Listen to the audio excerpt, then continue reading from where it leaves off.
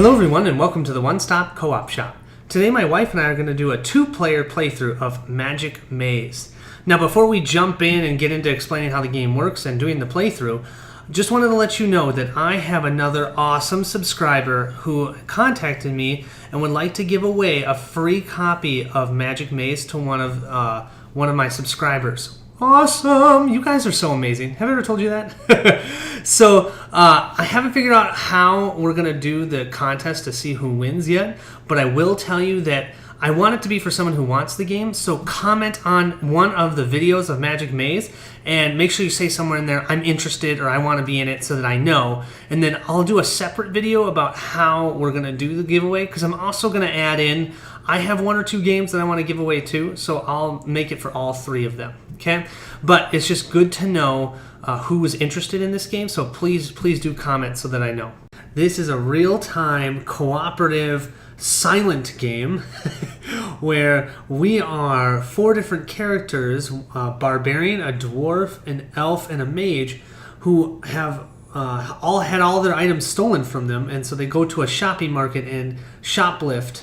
I know that's great, right? But shoplift their items and then try and get out before they are caught.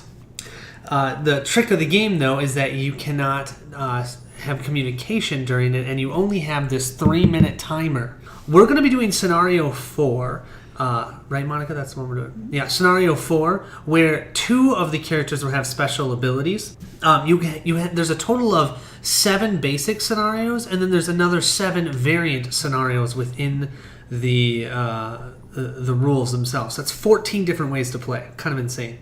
What we're going to be doing during the game is we're going to be exploring different tiles, and I just wanted to show you the 4 different types of tiles that you're going to see. This north icon is going to help you understand when we are using our action tiles here, that is the way that we can go. So Monica's going to be this tile, so she can move up and to the left from your perspective, and I can move to the right and down. I can also use escalators and do the searching. Oh yeah, and she can do vortexes. Okay, so that's how these tiles work.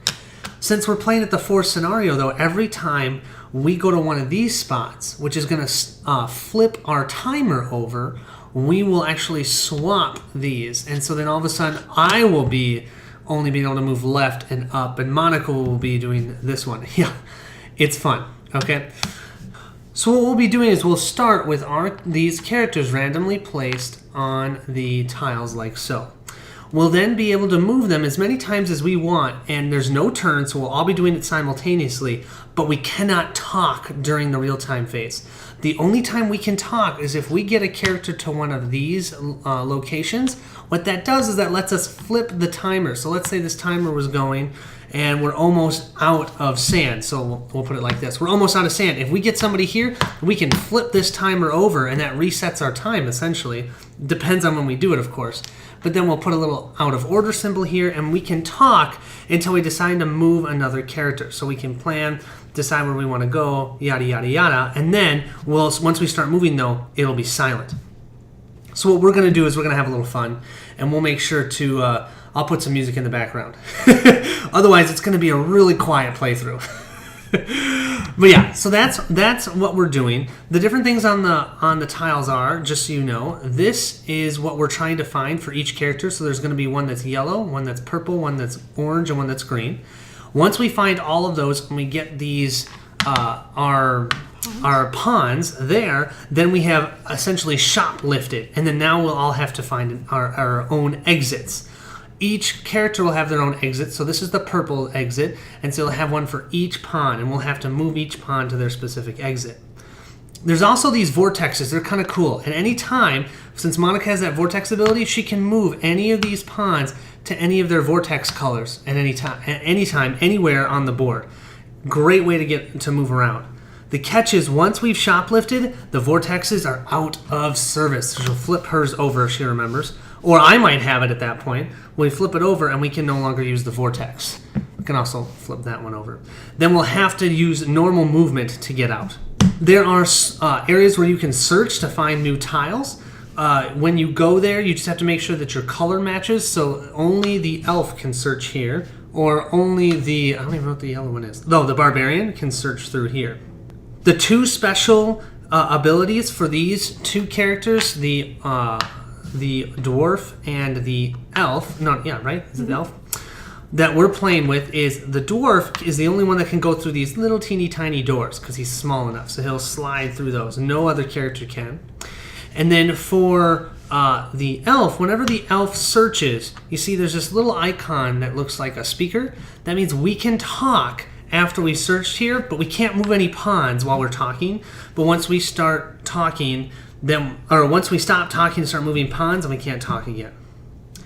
Lastly, you have the do something maple. You can put this in front of any player that's playing, and that is supposed to help them know that there's something that they could do or that you're hoping that they will do. Doesn't mean they'll know what that means because you can't talk to them. So you might see Monica put this in front of me very often because she's usually the one who knows what's going on. And I'll go because I won't know what it means. But, that's the fun part about the game. Okay? There are these escalators, and that's just specific to, so this character can use the escalators. So Monica might be able to get this character here, but then I'm going to have to be the one that moves him up the escalator. And, sometimes the tiles will meet, so when the tiles come out, you always have to match the white arrow with wherever you're exploring. And so because of that, you might see that some other tiles, they get blocked off. Well, then you just can't go through them. Lastly, there are a bunch of different tiles. Since we're playing with the 4th scenario, we'll be playing with tiles 1 through 12. But I think there's a total of 24 tiles. So there's lots of replayability in this.